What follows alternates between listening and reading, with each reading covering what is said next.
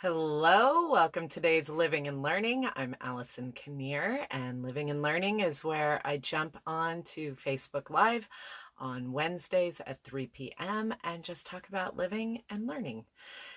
Today is kind of the beginning of a greater conversation. We are talking about boundaries again, and I plan on talking about boundaries for the month of June. And what I wanted to talk about today is the question that always comes up around the what ifs. What if I set that boundary? What if this happens? What if that happens? And first, a little story. A couple of weeks ago, I was giving a talk and I was talking about boundaries. And a woman in the audience said, I run a business and it's a childcare business and we close at 5:30, and I have someone who repeatedly comes and picks up an hour after I have closed. So they pick up at 6:30 even though we're closed at 5:30. And she said, I realized that I haven't been setting a boundary around this. And it's really impacting me and my work. So I want to do something about it. And another person in the audience raised his hand and said, but what, so she and I talked about the importance of setting those boundaries. And he said, but what about, like, there's real consequences. That person could leave. That person could write a bad review. That person, if you set that boundary, that person can cost you something in your business. So that was kind of a little prompt, because I think this is what happens. I know this is what happens with me. Setting boundaries is a learned skill. It is not something I came by naturally. It's something that I've learned to do, and I still am learning around it. It's still uncomfortable. And all those what ifs pop up in our mind. What if they get mad? What if they get angry? What if they leave a bad review? What if they walk out? There's a lot of what ifs, and some of them are very real. They're not exactly imagined. Some of them could it could escalate. It could have somebody leaving you a bad review. It could have somebody walking out. Those are real things that could happen after setting a boundary. So that's one thing to absolutely, it's a real life situation. These what ifs could come true. However, if we only look at that and we look at all the bad things that could potentially happen, and our focus stays just there, then we miss the bigger picture of everything else. We miss the bigger picture of how not setting the boundary is costing us. We miss the bigger picture of how setting that boundary can actually benefit us. We miss the bigger picture of how setting that boundary could actually benefit the other person. We miss this broader perspective. And so today what I'd like to talk about is let's widen the lens. Let's widen the lens from that what if all these bad things happen to broadening the lens to see, well, what else? How else is not setting the boundary costing you? You think back to the woman who has a business. It ends at 5:30, and she has a policy around it that she had not been enforcing. This is a very common issue when it comes to childcare, is that parents struggle to pick up on time and in a timely manner, and childcare providers and teachers are often stuck wondering, what do I do about this? How do I set a boundary? What does that look like? And so part of it is, yes, setting the boundary and saying, we actually close at 5:30. And we're not going to stay open past then. We're going to have to really move to enforcing our rules around this. So let's talk. And, you can be generous. If setting boundaries is hard, you can be generous with your time and say, are there any other people in your network? Is there any other way that you can figure this out? Is there anyone else that can come and pick up at 5:30? Are there any other childcare services that are open until 6:30, until the time that you desire? There's lots of opportunities to create a win-win situation between yourself and, let's say, a client in that way. This impacts us when it comes to our personal lives as well. We might have a situation where we have to kind of navigate that and say, this is my boundary. I can work with you to a certain extent around helping you figure out something that would work, but I've got to tell you this stops here. Because we have to draw boundaries because we teach people how to treat us. We teach people how to treat us. And so if someone is continuously violating a boundary that we have set, by us not saying something about it, we are teaching them that it is okay to treat us that way. It's okay for that parent to come in at 6:30. It's okay for someone to treat us rudely or poorly. We teach people how to treat us. You know, and yes, there are people who we're not teaching them that way. There are people that we are, that will just kind of come at us in their own, with their own issues that they might try to put on us. But in general, we teach people how to treat us. And so when we don't set the boundary, when we stay hyper-focused on all those negative what-ifs, then we lose, then what we do are we're teaching people it's okay to treat us this way. We lose that other perspective of what can be gained, both for ourselves and for the other person, by setting that boundary and saying, it's not okay to treat me like this. We lose that opportunity because, for that childcare provider, it might give her it might relieve some resentment that has been stewing. It might improve her energy and the way she works with the children and the families in her care. It might improve her energy and how she shows up in her home life. For the other family, by setting that boundary and saying, I'm sorry, if you can't come at this time on a consistent level, then you might need to find other care. Who knows, that might free them up to find other care that actually serves their needs, right? We have possibilities that actually brew on the other side of those boundaries.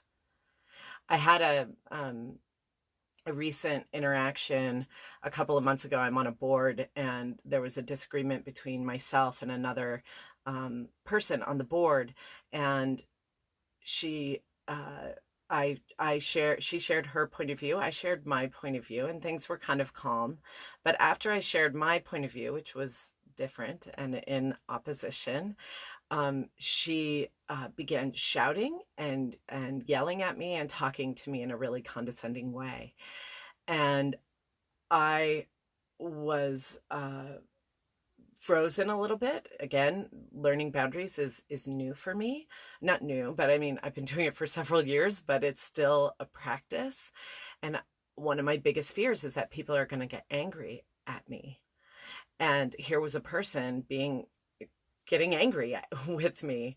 And I recalled sitting there in that moment going, what do I do? Because I don't want to escalate. I didn't want more anger to come my way. And I didn't want to get into a shouting match. It's not my way, but it's kind of what this other person was used to. And so, but I also didn't want to stay silent and just let it go unnoticed or unacknowledged, because I didn't want her to walk away thinking that she could treat me by yelling and being condescending. So in that moment, I just said, I'm trying to have a conversation here. That's all I'm trying to do. I'm trying to have a conversation. There's no need for yelling. And I left it at that, and we were able to move on. But again, a boundary was set. It's like, it's not okay for you to yell at me. We're just trying to talk here. We're just trying to have a conversation. We can do it in these smaller ways. So I'm going to take a look at some of the comments because I see people are commenting. Allie, hello. You struggle with this. Yes, it is a very common issue. You are not alone, and definitely we can hyper focus on all those what ifs instead of expanding our perspective. And Ryan Mel, boundaries with mother-in-laws are so hard. She cries when I set them. Yes. Yes, and it can be hard. It can be hard to be with the response of the other person. It can be hard to be with someone who maybe gets angry or maybe starts to cry and gets emotional. That can be unnerving. And I think the other question is, what is it like to live with? What is it like to live a life where you compromise on those boundaries on a regular basis? What's the cost of not setting those boundaries? There is a short-term cost in setting the boundaries and having someone maybe get upset, or someone crying, or someone leaving us as a business. And on the other hand, there is a cost to us not setting the boundaries. And it may not be so acute, it might not be so immediate or dramatic like it is when we do set the boundaries, but it can be long, it can be chronic, it can be long-term drainages. So we have to examine both of those costs. You know, I was talking to a friend of mine who's a business owner, and he was talking about how many businesses now, there's always a threat of, oh, hi, Lori. Yay, you got here. Yes, you did. Thank you for being here. We were talking about, as a small business owner, there's always a threat that somebody's going to leave you a bad review, and that's going to cost your business, or somebody's going to walk out and that's going to cost your business. And I think of a couple of things. One, what are the kind of clients you want to attract? What are the kind of clients you want to have? Do you want to have clients that are repeatedly running over your boundaries, that are violating your policies, that are showing up poorly in your life, that are treating you as less than? Are those the kind of clients that you want to have? And if not, then we have to set some boundaries. We have to set some boundaries with those. And yes, it might come as a you know, sometimes people are all talk, so it might come as a bad review, or it might not. It might come as some bad word of mouth, or it might not. Sometimes the people who complain a lot, other people recognize them as people who complain a lot, and they tend not to take them very seriously.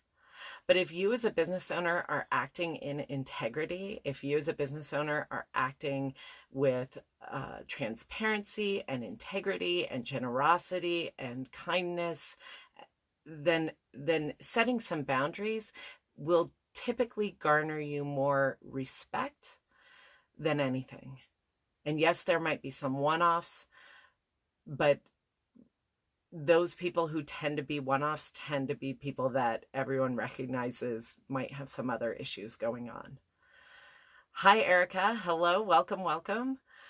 So I just leave you today with, when you are focusing, when you have a boundary that you've recognized as maybe you need to set, as being crossed, as something being out of alignment, and you find yourself hyper-focusing on the what ifs, what if this goes wrong, what if that goes wrong, to broaden your lens, to look at the cost of what not setting that boundary looks like, and to look at the possibilities, the wins for yourself and for your client, or for your mother-in-law, or for your other people in your life, to look at the wins that are possible by setting that boundary. What is possible with it, to broaden that lens.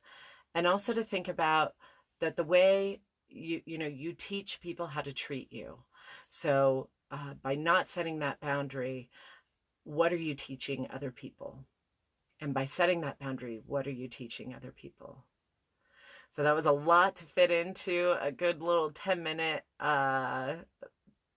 talk, living and learning, but thank you for hanging in there with me. Thank you, Allie. Thank you, Ryan Mal. Thank you, Lori. Thank you, Erica and Richard. I saw you on there earlier. Thank you so much for stopping in. Every Wednesday at 3 p.m. Pacific Standard Time, I go on Facebook Live. You're welcome to join me live or watch the replays as they show up on your feed. We are talking about boundaries for the month of June, so I look forward to seeing you next week. Anyway, have a great day, and I'll see you next week.